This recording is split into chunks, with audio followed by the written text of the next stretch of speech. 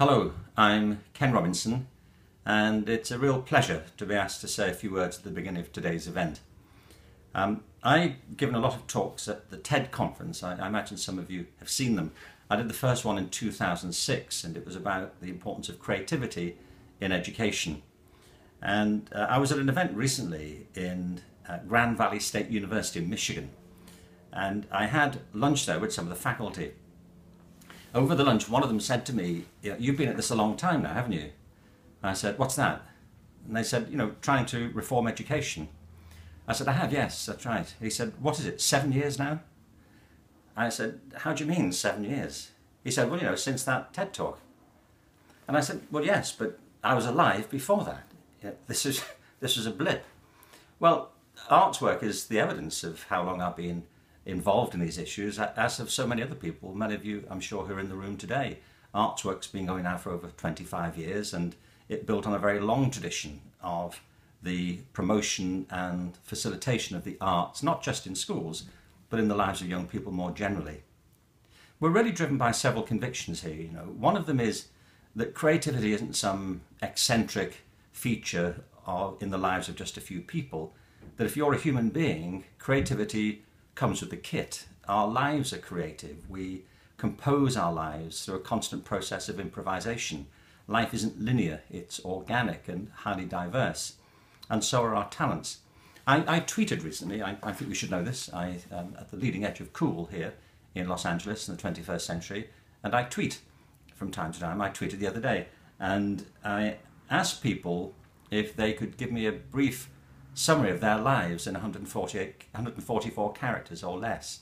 I'll just read you a couple of them. I just thought they were really interesting. They speak to this non-linearity of human life. One said, "I'm an MSc in civil engineering. I worked with Unilever in marketing, co-founded a tech startup, and now I work in a primary school." Another, "I studied business communication. I'm now a professional magician, and I dabble in linguistics." This one said, "I studied politics and I now work in football, so no change there." And this one I liked, "A lifetime in theatre. I'm now running a Dutch cheese shop in the Scottish Highlands. Does that count?" Well, it does, and this is why it counts. Our lives are shaped by the talents we have within us and the circumstances that we create around ourselves. And our talents are very deep and varied, and all of us have talents which are manifested in the activities that we call the arts. The arts fulfill all kinds of roles in human life and flourishing. They speak to a greater conception of intellectual strength and diversity. Our school systems are preoccupied with a very narrow conception of intelligence, a very narrow conception of academic intelligence. The arts show that intelligence is wonderfully diverse and multifarious, that we think and communicate in all the ways that we experience the world around us. We think visually, we think in sound, we think in movement, we think kinesthetically. So the arts are an expression of the intellectual diversity of humanity and of individuals. The arts speak to the life of feeling. We don't just think about the world, we feel our way around the world, and how we feel affects how we think, and vice versa. We think as we do because we feel as we do.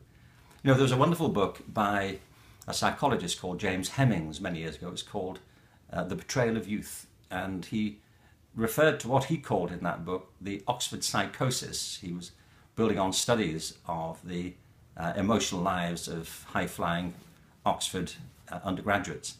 The Oxford psychosis, but it's not limited to Oxford, you'll recognise immediately, is extreme intellectual precocity confined with a profound emotional immaturity.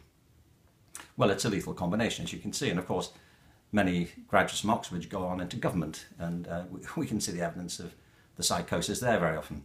So we need to balance the life of feeling with the life of the mind, and to see that it's part of the life of the mind. And the arts provide languages of feeling, forms of embodying feelings that we can contemplate, muse on, and share with other people. The arts are essentially to do with values, with understanding our own values, the values of people around us, and to that degree they're intimately bound up with culture. Culture is not a synonym, in my view, for the arts. Culture is a community's entire way of life. It takes in sciences, technology, religious beliefs, forms of government, ways of being together, the forms of behaviour and values that constitute our way of life. but the arts are intimately part of it. They shape it, they reflect upon it, and they feed back into it. It's a dynamic relationship between all of these things. And the arts are deeply involved in our sense of community. They help to build and shape our communities. They help us to connect with people in ways that are otherwise unthinkable, literally. So the arts to me have always been central to human life and to human flourishing. To a life that's not linear, that's organic, to a life that's creative and not dormant. And they exemplify the great powers of human imagination that we find in the other great forms of human enterprise, the sciences and the rest.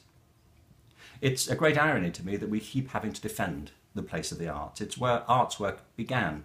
It's where my work began over 40 years ago now, not at the TED conference in 2006.